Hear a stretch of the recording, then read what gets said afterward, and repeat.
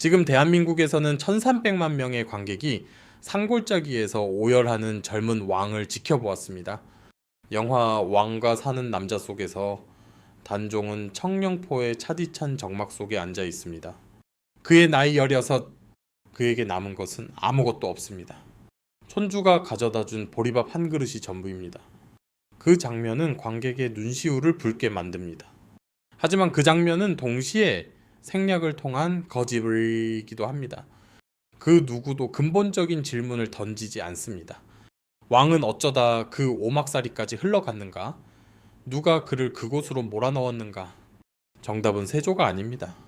그 정답은 지금까지 어떤 영화에서도 주인공으로 다루지 않았던 한 인물에게 있습니다. 그의 이름은 김질입니다. 그는 사육신과 함께 거사를 도모했던 핵심 인물이었습니다. 그는 모든 이름과 표적, 날짜를 꿰고 있었습니다. 그러다 그는 장인의 집을 찾아가 입을 열었습니다. 그 단 한 번의 대화가 800명을 죽음으로 몰아넣었습니다. 이 공모는 싸구려 술잔을 기울이며 나누던 밤이슬 같은 속삭임이 아니었습니다. 주모자들은 실질적인 권력을 쥔 실무자들이었습니다. 성산문은 승정원 좌부승지였고 박팽련은 형조참판, 하위지는 예조참판이었습니다. 하급 관리가 아닌 정산품 이상의 당상관들이었습니다. 조선이라는 국가를 실제로 움직이던 핵심 브레인들이었습니다. 그들에게는 치밀한 작전 계획이 있었습니다. 거사의 반가소에는 창덕궁에서 열린 명나라 사신 연회였습니다. 세조를 조선의 국왕으로 공식 인정하는 명나라 황제의 칙서를 들고 사신 윤봉이 당도한 날이었습니다.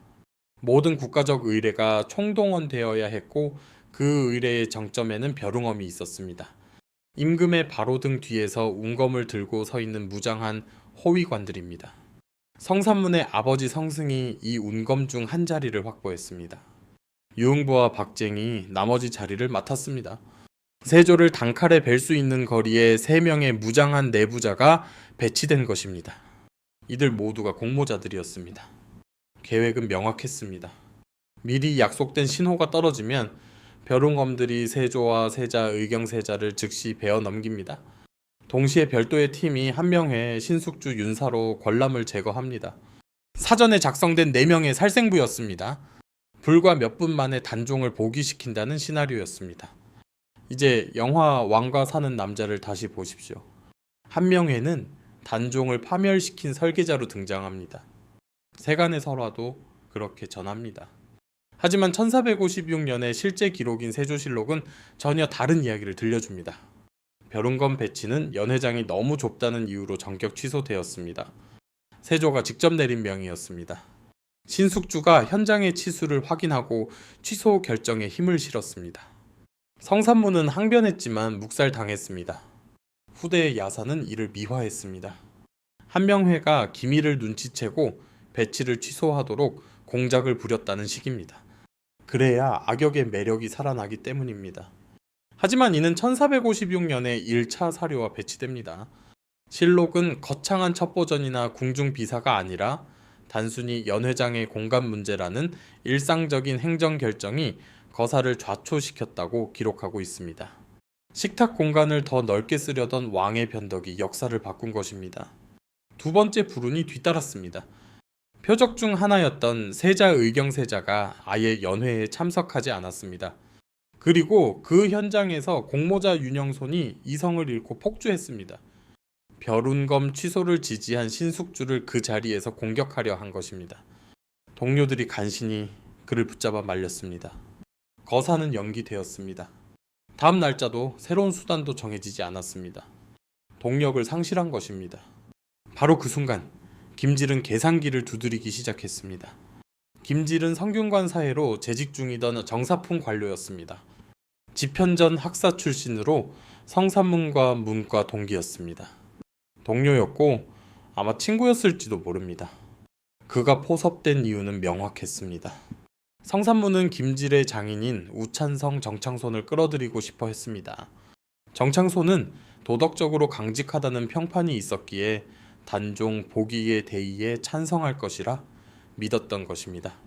하지만 그것은 치명적인 오판이었습니다. 정창손은 계유정난의 공신이었습니다.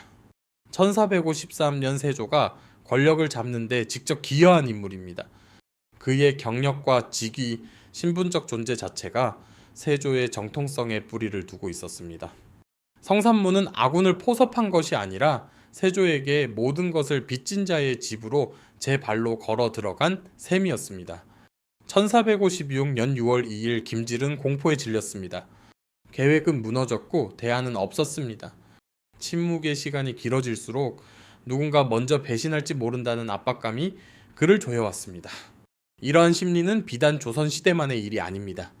실패한 공모 속의 서본이라면 누구나 이해할 것입니다. 내가 먼저 입을 열지 않으면 다른 누군가가 할 것이고 그때 나에게 남는 것은 죽음뿐이라는 계산 말입니다. 김질은 정창손의 집으로 달려갔습니다. 그리고 모든 것을 털어놓았습니다. 공모자 명단, 암살 계획, 살생부의 이름 하나하나까지 전부 말입니다.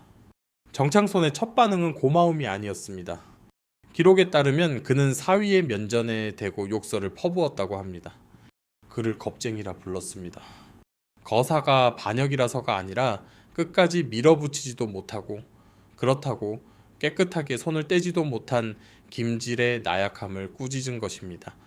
그리고 정창손은 그 지위에 있는 자가 마땅히 해야 할 일을 했습니다. 모든 세부 사항을 뽑아낸 뒤 사위의 손을 잡고 궁으로 향했습니다. 세조실록은 이 순간을 감정 없이 건조하게 기록합니다. 김질과 정창손이 도착해 비밀 면담을 청했습니다. 은밀히 보고할 일이 있나이다.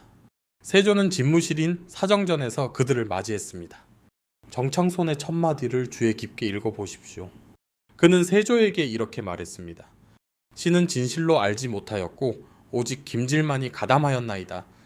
김질의 죄는 만번 죽마땅하나이다. 이 짧은 문장 속에 세 가지 전략적 수가 동시에 담겨 있습니다. 정보를 제공했고 자신을 공모에서 완벽히 분리했으며 김질의 생사 여탈권을 오로지 세조의 손에 맡겼습니다. 정창손은 사위를 희생시킨 것이 아닙니다. 자신의 변치 않는 충성심을 증명할 제물로 김질을 활용한 것입니다. 세조는 즉시 성산문을 소환했습니다. 그리고 왕의 어전에서 김질과 성산문을 대질시켰습니다. 여기에 현장의 공기를 생생하게 전하는 디테일이 있습니다. 성산문이 끌려 들어와 왕 앞에 서 있는 김질을 보았을 때 그는 당황하지 않았습니다. 그는 조용히 현장을 훑어보고는 담담하게 말했습니다. 요사이 혜성이 나타나더니 과연 간신히 나올 줄 알았노라. 그는 즉시 깨달았습니다. 자신이 직접 포섭했던 이에게 배신당했다는 사실을 말입니다. 자신이 탈환하려 했던 바로 그 궁궐 안에서 말입니다. 곧이어 고문이 시작되었습니다. 성산문은 세조에게 왕의 칭호를 쓰지 않았습니다. 대신 하급 관리를 부를 때 쓰는 나리라는 호칭을 고집했습니다. 세조가 나라의 녹을 먹는 자가 어찌 임금을 인정하지 않느냐고 포효하자 성산문은 창고를 확인해 보라고 답했습니다. 그가 받은 모든 녹봉은 단 한 톨도 손대지 않은 채 그대로 쌓여 있었습니다. 세조가 사람을 보내 확인해 보니 사실이었습니다. 영화 왕과 사는 남자는 산속냇가에서 깊은 슬픔에 잠긴 단종을 보여줍니다. 그러나 1456년의 실제 소리는 이름을 함구하는 남자의 다리 사이로 벌겋게 달군 인두가 파고드는 비명소리였습니다. 사후에 집필된 육신전은 관찬실록이 생략한 끔찍한 진실을 보존하고 있습니다. 성산문의 다리 살점이 찢어지고 타오르는 불길이 입술과 입안을 가득 메웠습니다. 법률가 출신이었던 이계는 고문을 당하는 도중에도 조선법전의 어느 조항에 인두로 사람을 지지는 형벌이 있느냐고 물었습니다. 그것은 학문적 질문이 아니었습니다. 그 지옥 같은 방에서 그가 휘두를 수 있는 마지막 무기였습니다. 6월 2일 체포부터 9일 처형까지 단 7일. 6인의 주모자를 신문하고 자백을 받아내고 판결을 내려 거열형에 처하기까지 걸린 시간입니다. 조선의 사법 절차상 이것은 재판이 아니었습니다. 첫 질문이 던져지기도 전에 이미 결론이 정해진 잔혹한 연극이었습니다. 고문 끝에 나온 박팽년의 자백으로 13명의 공모자가 추가로 지목되었습니다. 연좌제가 적용되자 멸문지화의 불길은 오바에게서 800명에 달하는 사람들을 집어삼켰습니다. 353명의 여성이 공신들의 산호비로 분배되었습니다. 1살, 2살 된 갓난아이들까지 죽임을 당했습니다. 세조는 15세 미만은 처형하지 않는다는 법령조차 무시하고 처단 명령을 내렸습니다. 그 숫자를 다시 보십시오. 죽은 것은 6명의 대신이 아닙니다. 800개의 생명입니다. 한 번에 밀고 한 번에 밤 장인의 집으로 향했던 한 남자의 발걸음이 낳은 결과입니다. 역사는 잉크로 쓰이지만 자정의 텅 빈 마당에서 내려진 결정들 위에 세워집니다. 이제 김질이 그 대화 한 번으로 받은 대가가 무엇인지 따져봅시다. 6월 25일 그는 군기감 정으로 승진했습니다. 8일 뒤인 7월 3일 그는 좌익공신 3등에 책봉되며 공식적인 국가훈포장을 받았습니다. 10일에는 왕으로부터 직접 말을 하사받았습니다. 9월 7일 그는 자신이 고발한 이들의 가족 중에서 노비 2명을 배당받았습니다. 석비와 대비라는 이름의 여성들이었습니다. 누군가의 아내였던 그들은 이제 김질의 사유재산이 되어 실록에 행정기록으로 남았습니다.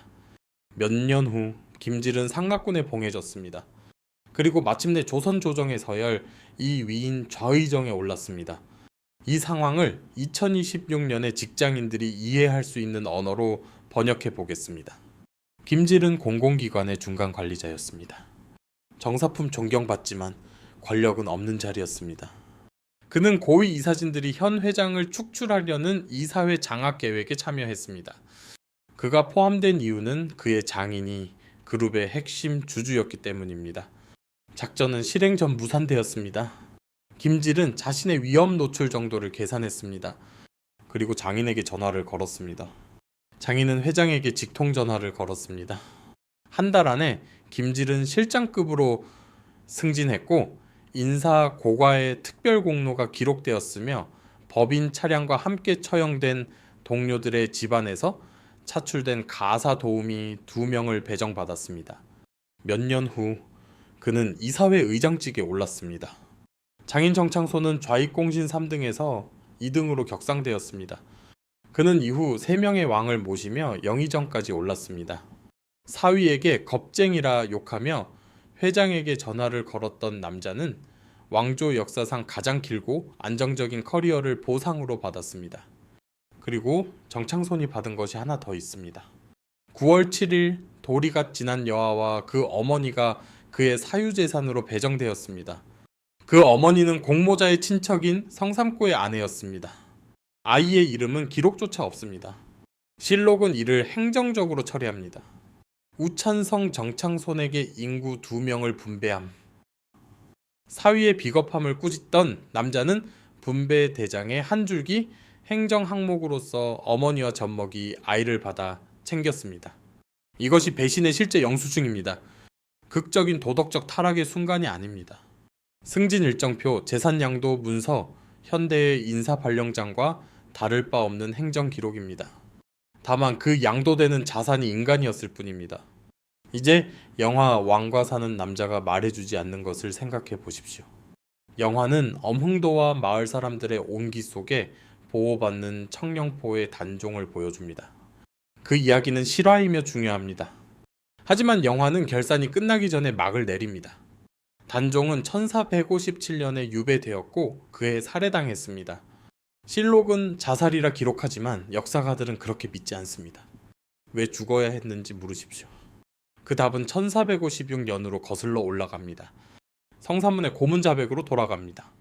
달궈진 인두 끝에서 뽑아낸 단종이 공모자들에게 직접 무기를 제공하고 모든 계획을 알고 있었다는 진술 말입니다. 그것이 진실이었을까요? 이제는 확인할 길이 없습니다. 다리가 뚫리고 입술이 찢어지고 신문 도중 팔이 잘려 나간 남자의 입에서 나온 말일 뿐입니다. 세조실록은 그 자백을 근거로 단종을 노상운으로 강등시켰습니다. 그리고 유배 보냈습니다. 그리고 죽였습니다. 사슬은 끊어지지 않았습니다. 김질이 말했고 성산문은 고문 속에 자백했으며 단종은 왕위를 잃고 영월로 쫓겨나 17의 나이에 생을 마감했습니다. 장인의 집에서 나눈 단 한 번의 대화가 한 왕을 파멸시키는 완벽한 법적 구조를 만들어낸 것입니다. 그러나 공모의 실패는 권력 구조만 파괴한 것이 아닙니다. 핏줄을 끊어 놓았습니다. 박팽년의 며느리 이씨는 집안의 모든 여인과 함께 체포되었습니다. 그녀의 갓난아들은 박팽년 가문의 유일하게 살아남은 직계 혈통이었습니다. 아이는 처형될 예정이었습니다. 이씨는 자신의 아들과 함께 체포된 여종이 낳은 딸아이를 몰래 바꿨습니다. 그 바뀜은 들키지 않았습니다. 그 아들은 박비라는 굴욕적인 이름의 여종으로 등록되어 자라났습니다. 그는 수십 년 후 성종시대까지 살아남아 스스로 광해자수했습니다. 성종은 그를 사면하고 박일산이라는 새 이름을 내렸습니다. 그는 지금의 대구 달성군에 정착했습니다. 그의 후손들이 오늘날까지 그 혈맥을 잇고 있습니다. 사육신 가문 중 박팽년과 하위지의 가문만이 유일하게 직계 후손이 남아 있습니다. 박팽년의 대가에 이어진 것은 사슬에 묶인 한 여인이 어둠 속에서 두 아기를 두고 내린 단 한 번의 결정 덕분이었습니다. 김질은 좌의정에 올랐습니다. 박팽년의 손자는 국가 감시망 아래에서 어머니가 감행한 신분 조작 덕분에 살아남았습니다. 이 두 가지 사실은 같은 우주 안에 존재합니다. 같은 건물에 서로 다른 층에서 바라본 동일한 사건입니다. 그렇다면 진정으로 사육신을 배신한 것은 누구입니까? 교과서는 김질이라는 이름 하나를 던져줍니다. 틀린 말은 아닙니다. 하지만 거기서 멈추면 안 됩니다. 실제 작동한 체계는 이렇습니다. 성산문의 포섭 시도가 약점을 노출했고 김질의 공포가 정보를 생성했으며 정창손의 조직 충성심이 정보의 전달을 보장했습니다. 세조의 직접 신문은 사적인 고발을 국가적인 기소로 전환했습니다. 의금부의 사법 시스템은 그 틈새를 통해 800명을 갈아 넣었습니다. 그리고 세조실록은 고문으로 얻어낸 자백을 검증된 사실로 기록하기 위해 세조의 감시에 쓰였습니다. 비밀 편지 같은 건 없었습니다. 그런 서사는 후대의 미화일 뿐입니다. 아마도 체포 후 옥중에서 공모자들이 쓴 혈서와 배신 행위가 뒤섞인 전설일 것입니다. 박팽년의 동생 박대년은 자신의 정강이에서 흐르는 피로 아내에게 수치를 모르고 살아가라는 마지막 편지를 남겼습니다. 그의 아내는 훗날 어느 무관의 노비로 주어졌고 그의 첩이 되라는 압박을 받았습니다. 실록은 그녀를 비난했습니다. 하지만 그녀를 전리품으로 챙긴 남자에 대한 비난은 단 한 줄도 기록하지 않았습니다. 공식 기록은 중립적인 증언이 아니었습니다. 그것은 세조의 문서였습니다. 세조의 관리들이 썼고 세조의 왕조가 500년 동안 이어졌기에 보존된 기록입니다. 이제 이 영화와 역사가 우리에게 던지는 고통스러운 질문을 마주해야 합니다. 영화 왕가 사는 남자는 엄흥도라는 답을 제시합니다. 개인적인 위험을 무릅쓰고 무력한 왕을 지키려 했던 선한 보통 사람의 이야기입니다. 그것은 아름다운 실화이며 믿을 가치가 있습니다. 하지만 그 이야기를 믿는 것은 우리에게 아무런 비용을 요구하지 않습니다. 선함은 살아남고 충성은 보상받으며 역사의 잔혹함 아래에는 온기가 있다는 위안을 안고 극장을 나서게 할 뿐입니다. 하지만 더 어려운 질문이 있습니다. 김질은 괴물이었습니까? 그는 자신이 입을 열었을 때 어떤 일이 벌어질지 정확히 알고 있었습니다. 기획회의에 참석했기에 거열형이 어떤 모습인지 알고 있었습니다. 연좌제가 아내와 자식, 갓난아이까지 죽인다는 사실도 알고 있었습니다. 그는 지목된 자들의 운명을 알면서도 세조의 신문관들에게 13명의 이름을 대었습니다. 그리고 말을 하사받았습니다. 승진을 받아들였습니다. 2명의 여종을 거두었습니다. 그리고 정부 최고의 요직에 앉았습니다. 정창손은 괴물이었습니까? 그는 비겁한 사위를 꾸짖으면서도 수화기를 들었습니다. 그 대가로 어머니와 돌잡이 아이를 재산으로 받았고 남은 평생 3명의 왕을 섬기며 아무런 지장 없이 고위직을 누렸습니다. 아니면 세조가 괴물이었습니까? 그는 아이들에 대한 법적 보호를 묵살한 자입니다. 고문으로 얻은 자백을 17 새 소년 왕을 죽이는 법적 근거로 삼은 자입니다. 자신을 막으려던 자들의 파편 위에 육조직 계제를 세운 자입니다. 집현전의 공모를 조선 초기 최대의 숙청으로 키운 것은 그들이 군사적으로 위협적이어서가 아니라 자신이 세운 모든 것의 정통성을 위협했기 때문입니다. 영화가 보여줄 수 없는 이 이야기의 진실은 이렇습니다. 세 사람 모두 자신이 처한 시스템 안에서 가장 합리적인 결정을 내렸습니다. 김질은 생존 확률을 계산했고 정확히 선택했습니다. 정창소는 조직의 충성심을 계산했고 정확히 선택했습니다. 세조는 도전을 뿌리 뽑기 위한 최소한의 무력을 계산했고 정확히 선택했습니다. 그들 중 누구도 비이성적이지 않았습니다. 단순히 악하기만 한 것도 아니었습니다. 그들은 권력이 작동하는 원리를 완벽하게 꿰뚫고 있었고 그 통찰을 주저없이 실행에 옮겼을 뿐입니다. 사육신을 파멸시킨 것은 괴물이 아닙니다. 그들보다 게임의 규칙을 더 잘 이해했던 사람들입니다. 성산문은 세조를 날이라 부르며 죽어갔습니다. 마지막 숨을 거둘 때까지 왕의 칭호를 거부했습니다. 그것은 전략이 아니었습니다. 세조가 무력으로도 뺏을 수 없었던 그에게 남은 유일한 것이었기 때문입니다. 역사는 영원히 그의 이름을 기억할 것이고 김질의 이름은 잊힐 것입니다. 하지만 김질은 1478년까지 천수를 누렸습니다. 그는 자귀를 가진 귀족이자 좌의정으로서 재산과 후손을 남기고 실록에 자신의 공적이 기록된 채 죽었습니다. 왕좌는 언제나 세상에서 가장 붐비는 고독의 자리입니다. 그리고 그 곁에 가장 가까이 머무는 자들은 결코 왕관을 쓴 자들이 아닙니다. 이제 여러분께 묻고 싶습니다. 김질은 벌어질 일을 알고도 입을 열었습니다. 그리고 평생 그 보상을 누렸습니다.